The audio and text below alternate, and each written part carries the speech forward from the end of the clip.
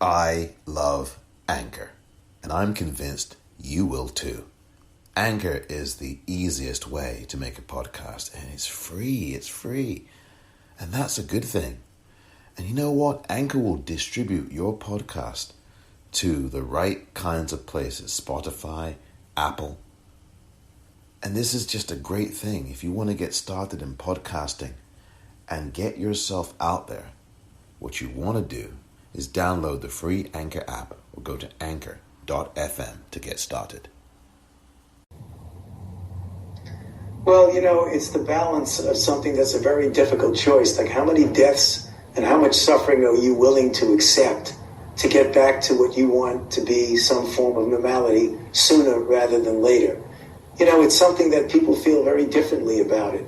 Myself, coming from the vantage point that I come and seeing the danger in it, I feel I have a moral obligation to give the kind of information that I'm giving. People are going to make their own choices. I cannot, nor anybody, force people under every circumstance to do what you think is. Welcome to the Politicrat. I'm Omar Moore.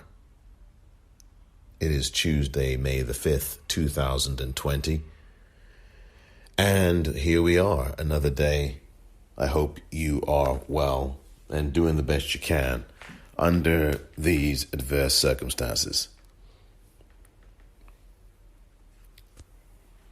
I really struggle with this because it's very clear to me what's going on in this country, and it's crazy what is going on. That's what's clear. It's not really a struggle. It's put right in front of you here where we have gone in this country. And yesterday in particular in the news was a particularly schizophrenic day.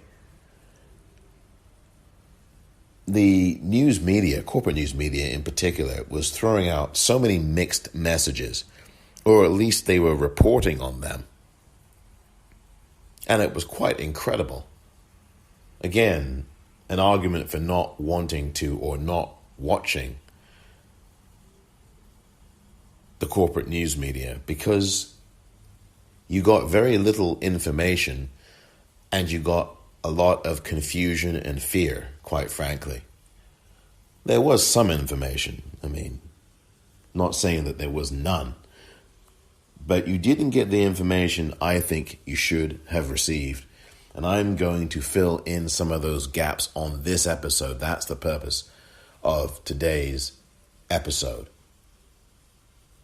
One thing I want to start off with is that since it is May 5th, for those of you who are Social Security income recipients or recipients of VA benefits, and you have children under the age of 17 in your household, remember, as a reminder, today, May 5th, is the last day to apply for a coronavirus stimulus check at irs.gov.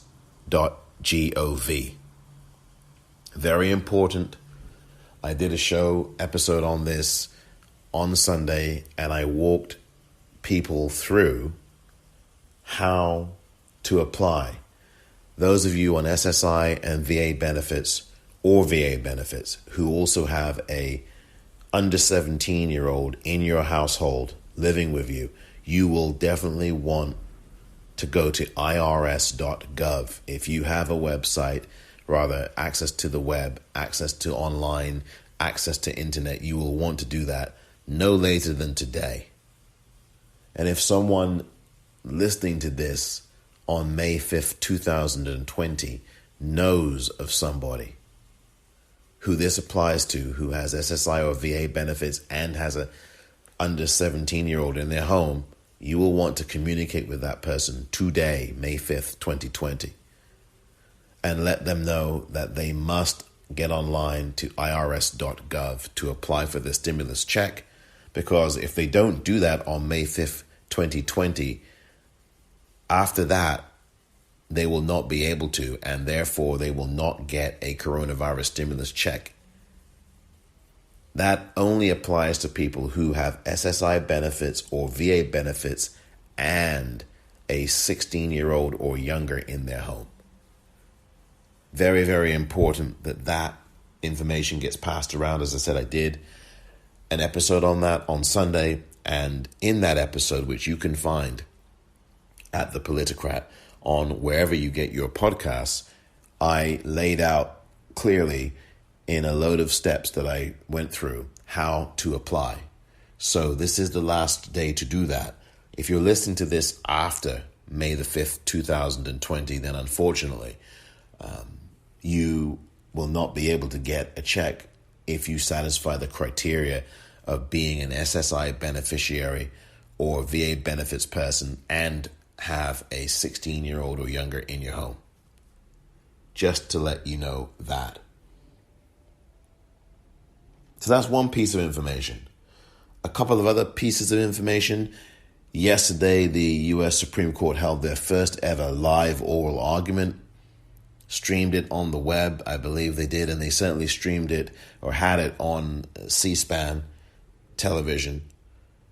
Oral arguments for the first time ever being heard via telephone live as well, because, of course, with this pandemic and the physical distancing, every justice on the Supreme Court was in a separate location via teleconference, by phone. And you had the parties making their arguments via telephone to the U.S. Supreme Court, something that we've never, ever seen before in the history of the United States. Another piece of information. John Ratcliffe, who is a wackadoodle Republican congressperson, is being tapped to head the National Intelligence Bureau. He is going to be most likely the Director of National Intelligence. The confirmation hearing has been going on today in the Senate with the physical distancing measures. Senators are wearing masks, which is good to see. And John Ratcliffe is all kinds of crazy, just like this country is all kinds of crazy. Ratcliffe is one of these people who is down with the QAnon sect, this crazy, radical fringe group that believes the earth is flat and says that Trump is a victim of the deep state and all these wild, wild lies and unfounded conspiracy theories. This is one of the groups responsible for this whole Pizzagate situation where some armed white guy went to some pizza parlor where these groups of people at QAnon and elsewhere were saying, oh, well, Hillary Clinton runs a pedophile ring in this pizzeria. So you had this guy who was armed, actually believing all this crap, actually went to the pizzeria armed. And thankfully, he was stopped and arrested. It's just ridiculous. America is a crazy ass place.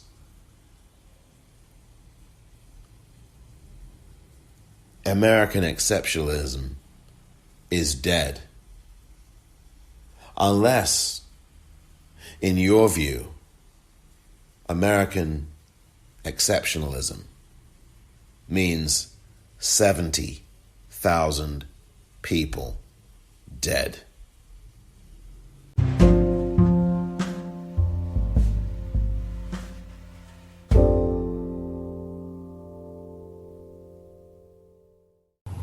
This is a great time for people to explore America. A lot of people haven't seen many parts of America. I wish I could get back on the road soon. As we open up, as we continue to have hotspots in meat packing plants in places like Kansas, in nursing homes, in prisons, all over this country, we are going to see outbreaks continue to occur. And I don't know any state, as a former governor, any state who has actually met the guidelines that the CDC put out of 14 days of decline in disease, or is ready for the kind of massive contact tracing that we need to be able to do with testing to isolate cases as they begin to reoccur. And that is exactly the issue that we have in this country, this schizophrenia that we have in America. That first clip you heard was the Treasury Secretary Steven Mnuchin who of course is the king of California foreclosures, telling everybody, oh yeah, this is a great time to see America. I wish I could go out there myself. It's a great time. You know, you can just get on a plane right now and fly all over the place. This is a great time.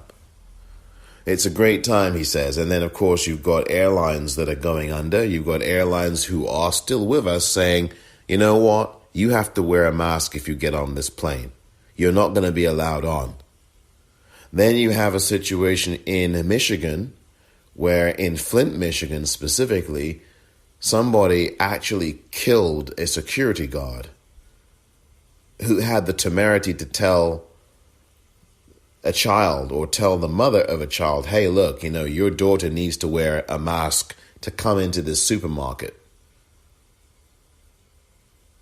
She spat, the mother spat at the security guard, took her child, went home, and then 20 minutes later, her husband and her child, her older child, that is, her son,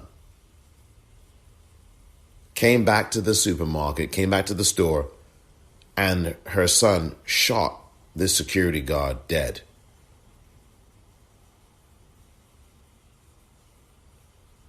That is obviously out and out murder, and also some serious mental issue that that individual has.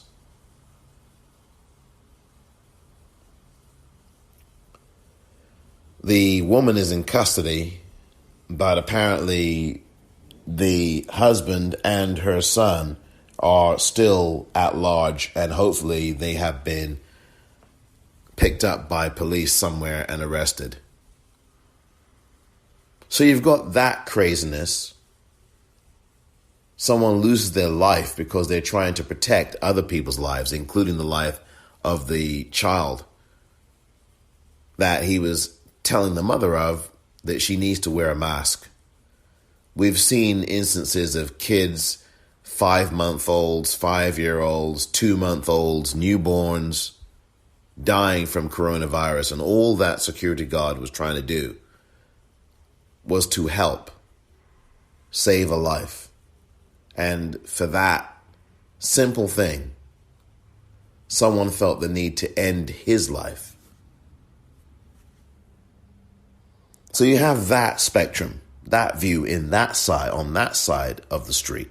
And then on the other side of the street, you have Kathleen Sebelius, the former governor of Kansas, and also the former Health and Human Services Secretary under President Obama. I'm going to play this again so that you can hear it again, because you've got to think about this. What she says makes perfect sense here. Here it is once again. As we open up, as we continue to have hotspots in meat packing plants in places like Kansas, in nursing homes, in prisons, all over this country, we are going to see outbreaks continue to occur. And I don't know any state, as a former governor, any state who has actually met the guidelines that the CDC put out of 14 days of decline in disease, or is ready for the kind of massive contact tracing that we need to be able to do with testing to isolate cases as they begin to reoccur. That was on Anderson Cooper's program yesterday on CNN. The previous clip that I played was from Fox Business Channel, and both of those were from yesterday. The former governor, Kathleen Sebelius, is absolutely right. Why on earth are people opening up these states? Now, granted, they may not be full openings, they may be partial openings. But this is insane. This is American insanity. 42 states in this country will open by the end of this week. By the time we get to this Friday, 42 of the 52 states in these United States will be reopened in some way, shape, or form. And as you just heard the former governor of Kansas, Kathleen Sebelius, say to you, in that clip is that she finds none of these states have met the CDC guidelines of declining cases over a 14-day period. Why are 42 states reopening when A, there is not one of them that has met these CDC guidelines, which, by the way, ended at the end of last month? Why are these states reopening when there is not, as the former governor says, is not a tracking and tracing system in place and a proper testing system in place in any of these states? Why are these states reopening when, as the former governor says, there are a spike in cases of coronavirus and in deaths in meatpacking plants, in prisons, in all kinds of places? Why is there this reopening when most of the country doesn't want to have the reopening at the moment? Most people in this country, according to polls, and I'm not a big fan of polls, as you know, but most of the people in this country, whether it's Gallup, whether it's whichever poll that you look at, they do not want these states to be reopening. So why are they reopening? Why engage in this latest brand of insanity? Well, I think there's a couple of reasons. One is that the governors of these states are getting an earful from business leaders, from multi-million-dollar business leaders, multi-billion-dollar business leaders. That's where I think a lot of this is coming from. I think a lot of this is coming from phone calls that mayors are getting, that governors are getting. And I would not say that these are pleasant, how do you do phone calls? Nice to see you, how are your children doing? These are much more phone calls along the lines of, if you don't effing well open up this bloomin' state, I am not going to be donating any money to you for your re-election campaign kind of calls. That's what I think is going on here. Now, I don't have any independent evidence of this. I don't have any advanced inside knowledge of any of this. I am doing something that is usually not advised, and something that I even frown on, which is to speculate. About this.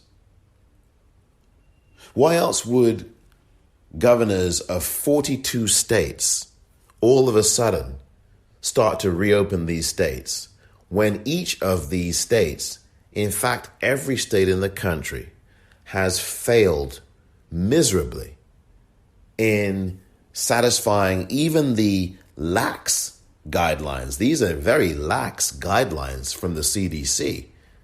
And even those lax guidelines have not been met by any of these states.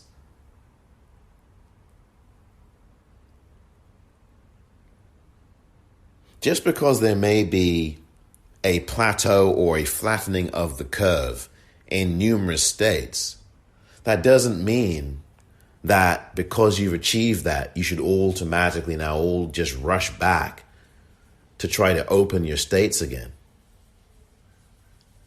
Why are states reopening when people are not practicing physical distancing guidelines? Sure, there's still, I think, about 75%, maybe 70% of people across the country who are practicing these physical distancing guidelines. I don't think that's beyond any doubt at all. These are the people who don't want the states to reopen. Those are the ones who are practicing the guidelines. But there's still that 25 or 30% of people in this country who are not doing that.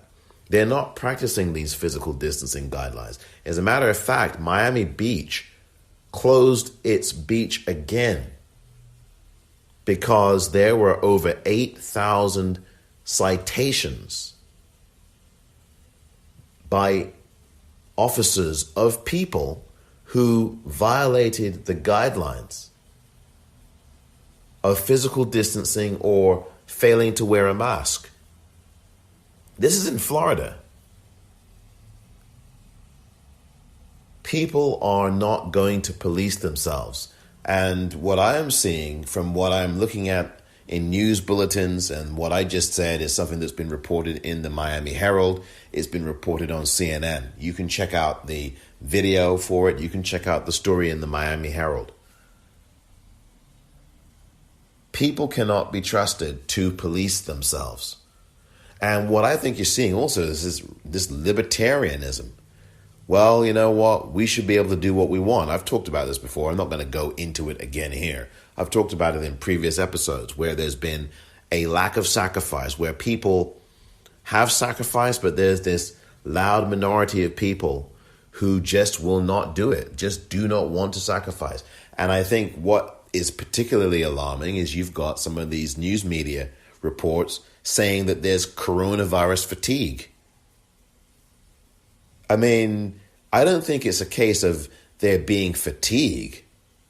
I think it's the case of people who are being arrogant, who are privileged, who do not care about people other than themselves, and they barely care about themselves. And I think to use the word fatigued is dangerous. Are people fed up and tired of having to stay home? Of course, we all are fed up of having to stay indoors. If we are fortunate enough to have a roof over our head to stay inside or underneath of.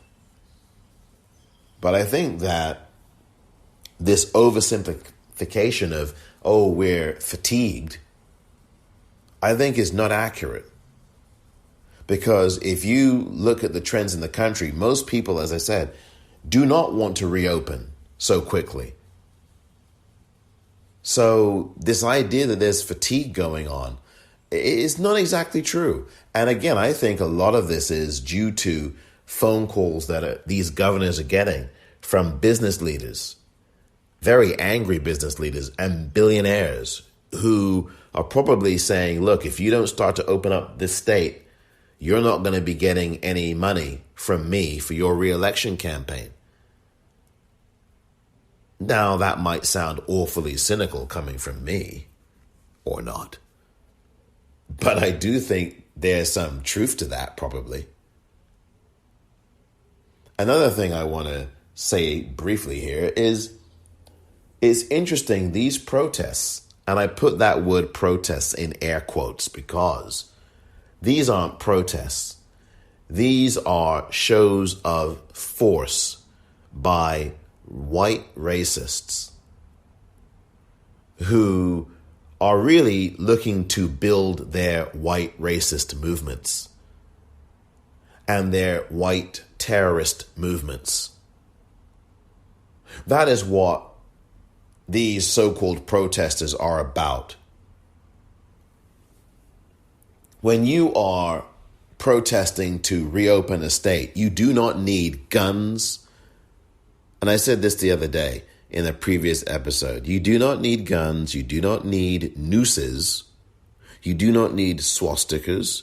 You do not need Confederate battle flags in order to protest the continued stay-at-home orders of a governor. You can protest without having to bring an armed weapon with you. You can protest without a noose. These aren't protests. These are violent people who are trying to intimidate and trying to overthrow state governments for their own white racist agenda. And the New York Times, interestingly enough, reported about this kind of thing just literally a couple of days ago now. And it's not really been picked up, surprise, surprise, in the rest of the corporate news media. They've kept very, very quiet about this. But I mean, I think it's inescapable. People should really look at this New York Times article, which is interesting. And it is called "The Coronavirus Becomes a Battle Cry for U.S. Extremists." It's dated May the 3rd, 2020. That was this past Sunday. Neil Farquhar. And he talks about how America's extremists are trying to turn this pandemic into a recruiting tool for their movements. And they're using the internet and they're using the streets of these state capitals in which to do that. And it's to bolster their white racist anti-government agenda. And a lot of these protests, which the media seems to selectively show us the video of, you're seeing people with nooses. You're seeing people with guns. And there are some of those videos and pictures out there with guns. People with swastikas. People with Confederate battle flags. People with guns. This isn't about reopening a state. None of these people are wearing masks. This is about a death cult. This is about an agenda that Donald Trump approves of.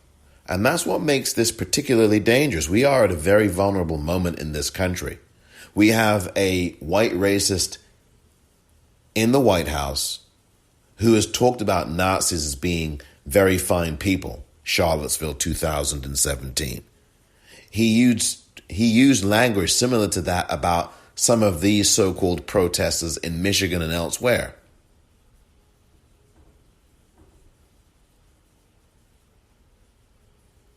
We have a federal government that is not responding to the states, is not responding to the people. That is exactly the agenda that fits in line with these white racists who believe that these state governments should be toppled. This is extremely dangerous, and I don't know that the average person realizes how dangerous this is. Because, of course, this pandemic has provided a lot of us with a lot of other things to think about. Like, where is the next meal coming from? Like, when is that stimulus check coming? Like, am I going to be laid off? Like, oh my God, I have been laid off and I don't have any benefit money. These are the kinds of questions and these are the kinds of things that the average person in this country is grappling with in real time. Most people in the United States live from paycheck to paycheck. They do not have any time to start thinking about some Nazis. Never mind the fact that you've got them all over this country right now, and they've never really ever left the scene.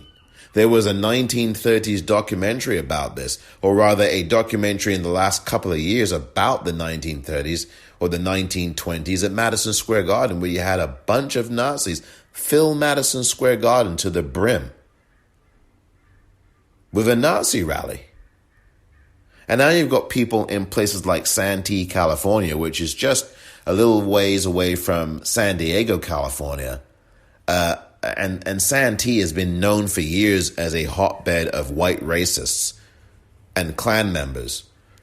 And you had some guy over the weekend, in fact, it was, I believe, May the 2nd, a Saturday or Sunday, whatever. It was either Saturday, May the 2nd, or Sunday, May the 3rd, the same day of this article, wearing a Klan hood as he was shopping in a Vons supermarket down in Santee, California.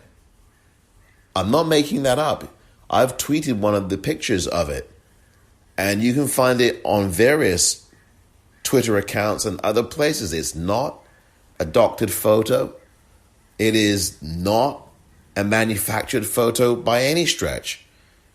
So many people have taken pictures of this particular photo. There's many different photos of this guy wearing army fatigues, wearing shorts, white guy, with a Klan hood on.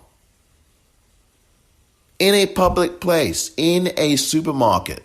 I would like to know how Vons allowed the guy in with that on in the first place. And I hope that somebody told him to take it off. And apparently there's other photos of him with the hood off in that supermarket. We are living in some really scary times. We are living amongst some really insane people. We are an insane country. And we have an insane human being, if you can call him that, in the White House. You've got these white racist groups storming, for lack of a better word, and it's the word that they love, storming state capitals with nooses. This is Charlottesville Part 2. And the police are not arresting these folks. They're not arresting them at all. They've got their guns, they've got their nooses, they've got their swastikas, they've got their Confederate battle flags. No, we're not going to arrest them. But you see all across this country now, and has been for a long time, police roughing up black people who are doing absolutely nothing. They're not carrying a gun, they don't have a gun, and they're being beaten up, roughed up, and killed. And there's video there to capture it. New York City cops violently arresting people because they may have violated the order. They're not practicing physical distancing. They're not wearing a mask. But they're getting violently arrested, roughed up, brutalized, beaten. Unarmed. And these cops are white cops, mainly, brutalizing them, beating them.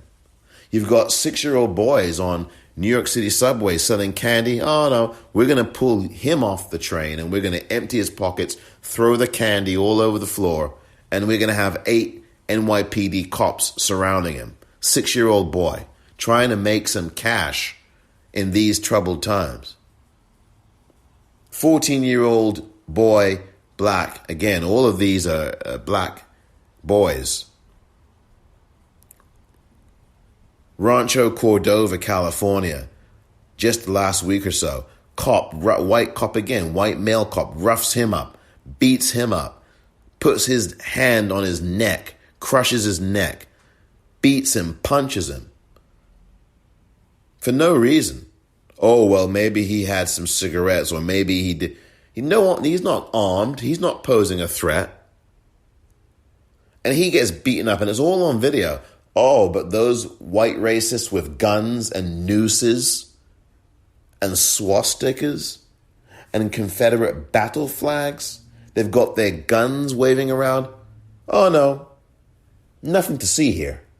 They're not posing a threat to anybody. No, we're not going to arrest them. Shouting the N-word, we're not going to arrest them. They can just stay where they are. 400 of them, 300 of them storming a Capitol. Oh, those guys are okay. Violating all the social distancing and physical distancing you can think of.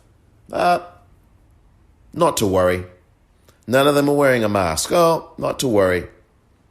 We won't have to beat them up like we did those black kids in New York, or those people in New York who didn't have a mask on, or who weren't practicing physical distancing. Not to worry.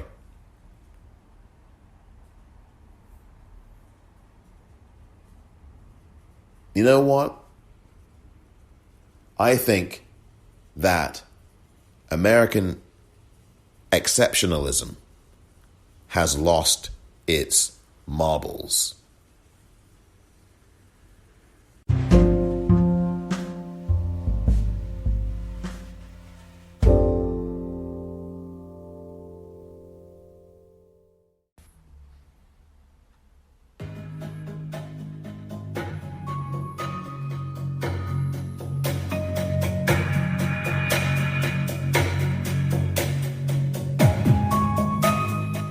probably seemed like social distancing would be necessary, there was no real scientific basis for believing that, since it never been studied. And as one infectious disease doc told me last week, trying to stop this virus with social distancing is like trying to drive a nail through Jell-O. Viruses spread. That's what they do. They often weaken as they go.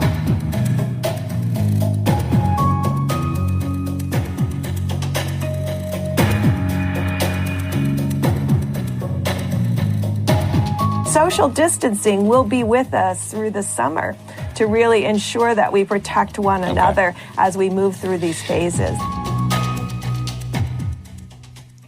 Those were the voices of Laura Ingraham from Fox News channel, if you want to call that a channel, and of Dr. Deborah Birx, who is on the coronavirus task force for Donald Trump. By the way, that task force is not meeting these days. Hasn't met for almost a week now, which should concern you, and also tells you that Donald Trump is not taking any of this very seriously. Fox News is one of the biggest reasons why you've got the kind of mayhem and insanity in this country that you have. It's a very, very dangerous news channel, and it really shouldn't see the light of day, quite frankly. If I had anything to do with it, Fox News would not be in operation.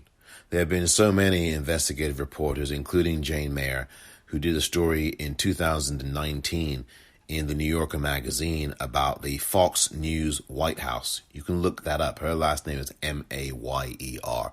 She's written such great books as Dark Money, talking about these billionaires who fund all kinds of really bad things in this country, including these white racist protesters that I've been telling you about. Betsy DeVos's family also is behind them, funding these groups that you're seeing, these so-called protesters who are really racist, violent people, lynch mobs going up to state capitals. So that is what's going on. And you've got Fox News, which peddles all this kinds of stuff that many millions of people in this country watch. Fox News is the most highly watched, most often watched show, news channel rather, in the country, which is a real problem because it puts out lies all the time, propaganda and other misinformation that's very deadly. It is extremely dangerous. Yet millions of people are watching that, and millions of people rely on that as their only news source. There was a documentary done in a few years back about a guy who was more of a left type thinker, who was a Democrat, and his daughter sat him in front of Fox News for a month, and he completely changed his views from more democratic left type views, if you want to call it that, to this hard right wing Republican person who was spouting all this angry stuff on Fox because he was plunked in front of it. He was in his 60s or 70s, and he is plunked in front of Fox News for a month, and he became this bitter right wing hateful person. Very disturbing. And there was a documentary on it called The Miseducation of My Dad, or The Brainwashing of My Dad. You can find that. You just search that. It's really troubling stuff. So Fox News is very dangerous, and it is propounding a lot of this QAnon stuff and all these other conspiracy theories, these crazy people. And what I was playing in that clip that you just heard was from Huffington Post. They had this video of and you didn't see it, but it was obviously you couldn't see it. Joe Walsh, who is a former Republican who had a failed bid at running for president for 2020. You know, he abandoned that after about 2 or 3 months when he just really wasn't catching on at all. He was warning on Twitter yesterday, May the 4th, and in a tweet he said, "Have I told you that watching Fox News can kill you?" And it's true. We've seen people die based on taking advice from from Fox News. We've seen that. It's happened. There's stories on this.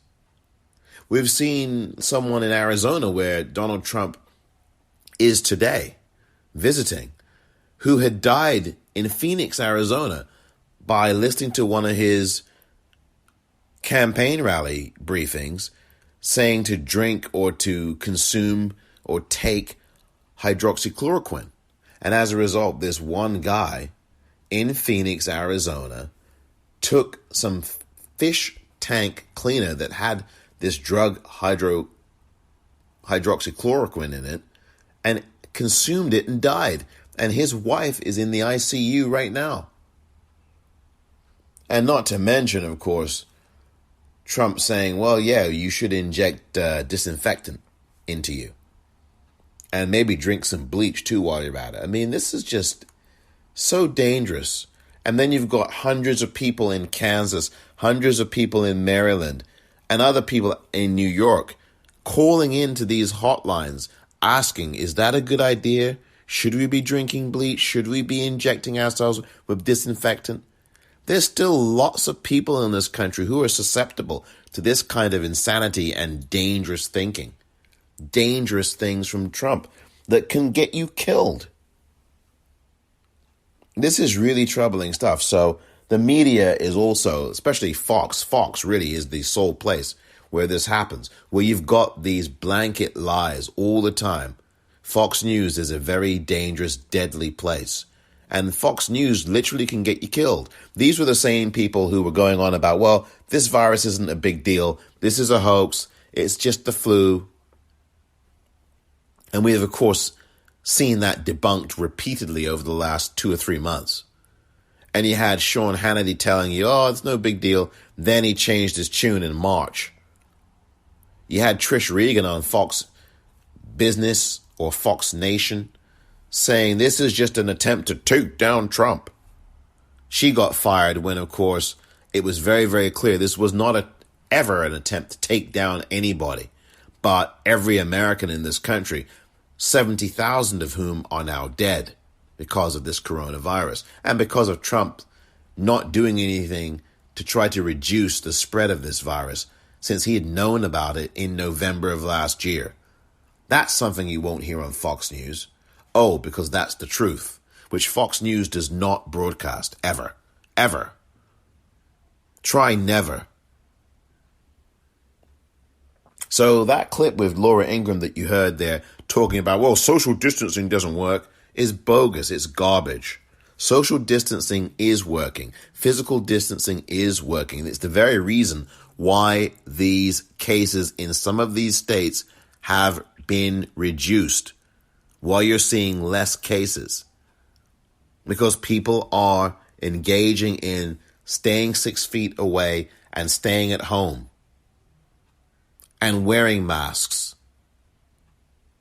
In these areas that are being reopened, we are seeing an increase in people being infected because they're going on beaches, they're congregating, they're not practicing physical distancing, which is why you're seeing an increase in these cases. Meatpacking industries in these states, where governors like Kim Reynolds of Iowa are not calling for stay-at-home measures, are not calling for any of this, you're seeing increases in the rates of infections, in deaths, because you've got these people huddled together. And you're going to see that happen in places where you have no social distancing, in places where you don't have stay-at-home orders.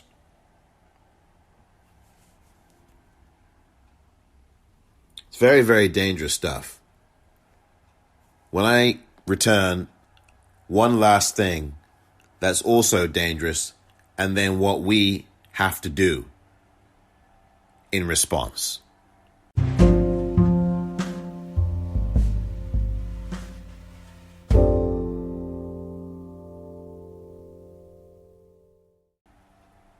If anybody comes out against it, or if anybody goes against the new Democratic line of stuff, they're going to be, it's going to be hard in certain areas. Now, you know what solves it? When the economy crashes, when the country goes to total hell, and everything is a disaster, then you'll have you'll have riots to go back to where we used to be when we were great.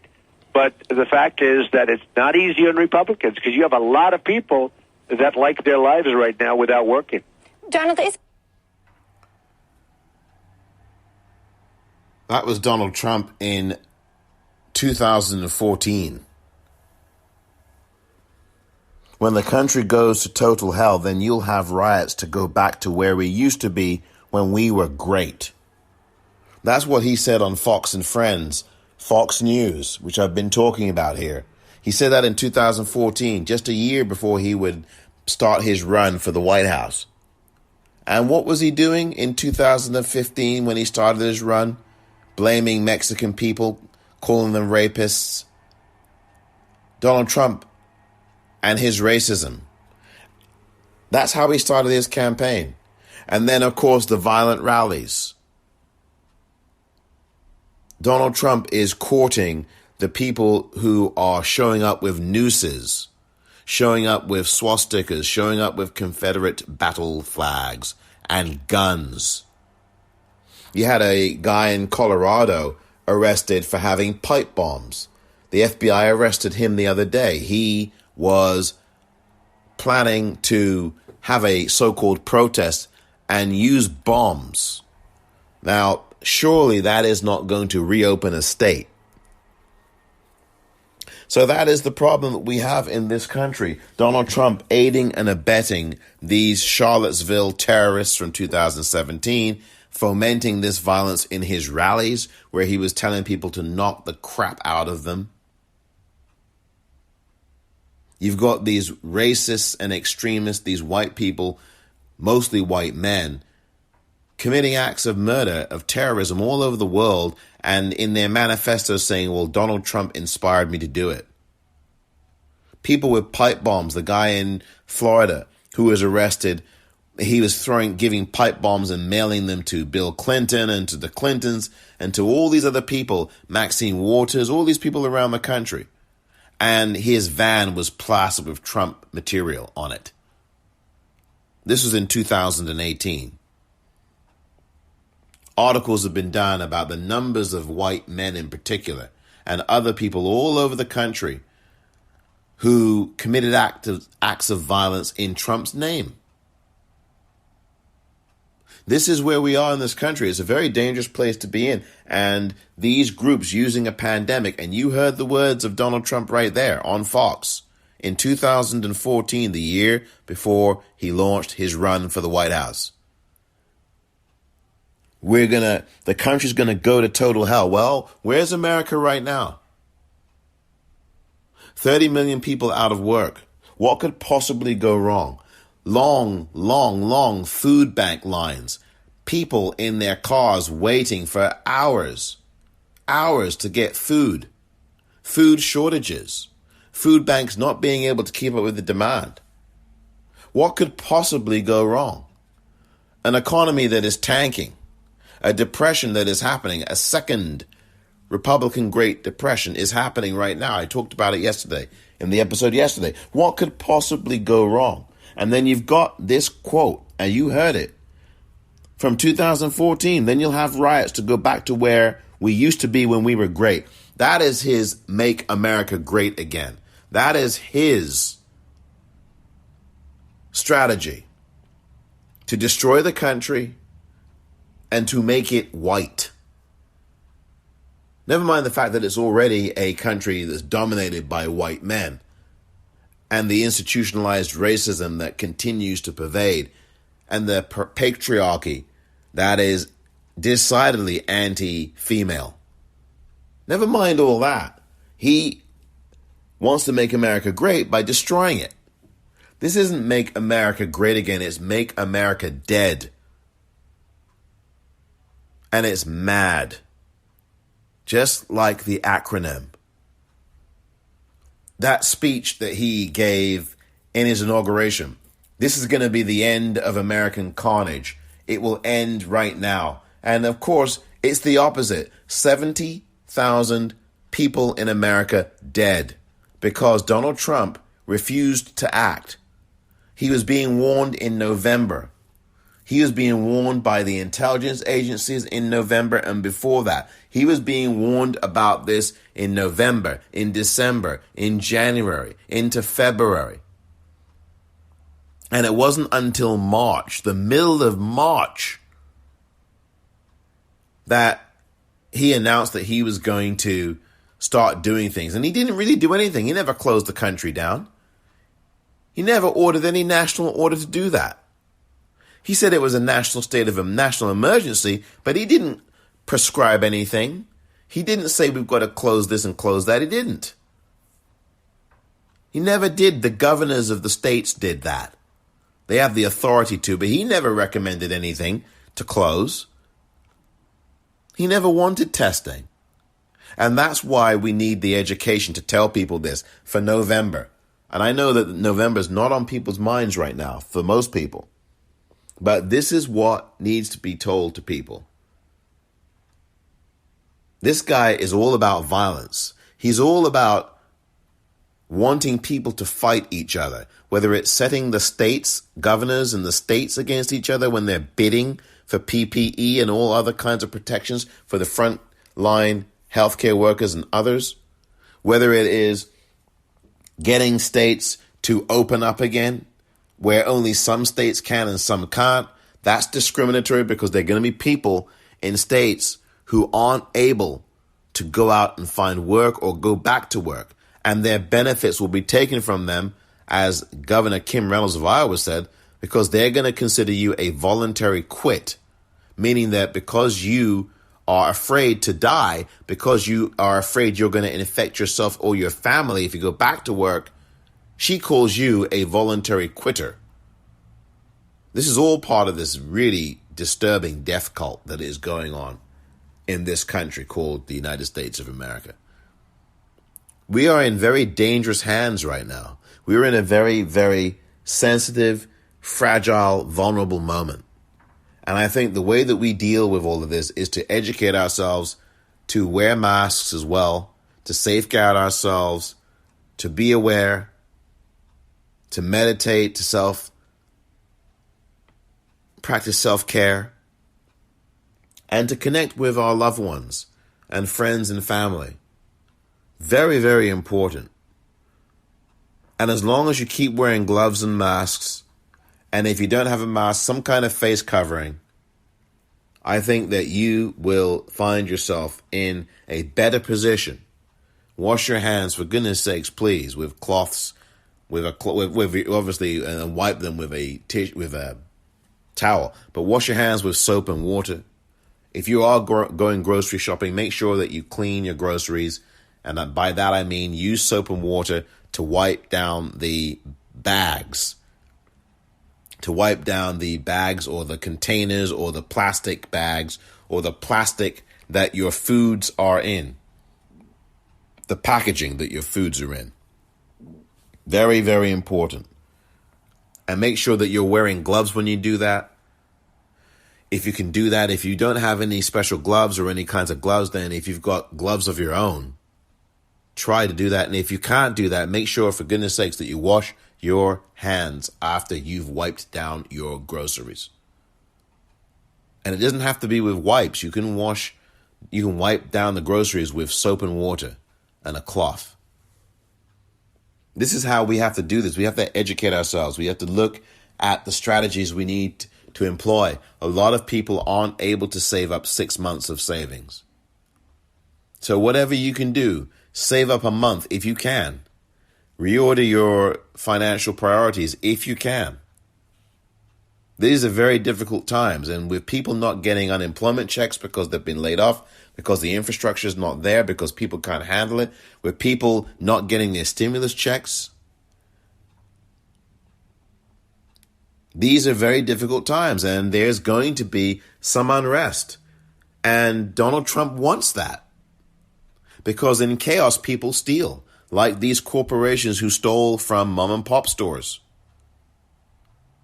These $1 million, $1 billion corporations, Shake Shack, Ruth Chris Steakhouse, and many others. Even the LA Lakers were in on this.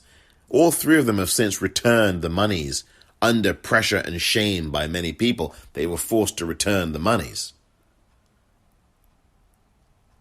But you've got mom and pop stores that are slowly now getting the monies. And when you're hearing that many of these mom and pop businesses that are black are not getting any money or are not getting anything at all, institutional racism. And you've got Jake Tapper talking about, well, why on earth did that happen? How did that happen? Well, it's pretty simple, Jake. It's pretty simple. We've got a lot of educating to do. And since we've had people like Betsy DeVos, whose family is funding these racist lynch mobs, these armed mobs, she's been the Secretary of Education, and education continues to go down the toilet because of her desire and others to privatize it. This didn't begin with DeVos. You had George W. Bush, you had Reagan before that. These guys are taking an active effort in dumbing down the country. And you wouldn't have to have lots of people calling hotlines in America asking if bleach and drinking it or being injected by it is a smart idea or not, if there was a better education infrastructure in the country. If America had a better education infrastructure and there weren't billions of dollars being cut from education budgets, you would not have people calling up these hotlines in such large numbers and people actually drinking bleach in some of these states, actually injecting disinfectant in some of these states. If there was a better education system here and we had people who were being educated properly, if we had civics in this country being taught on a regular basis in schools, we wouldn't have some of the stuff that we have going on in this country. So the key is to educate ourselves. And I really do think we have to do that now, especially in these times. Thank you very much for listening to this edition of The Politicrat.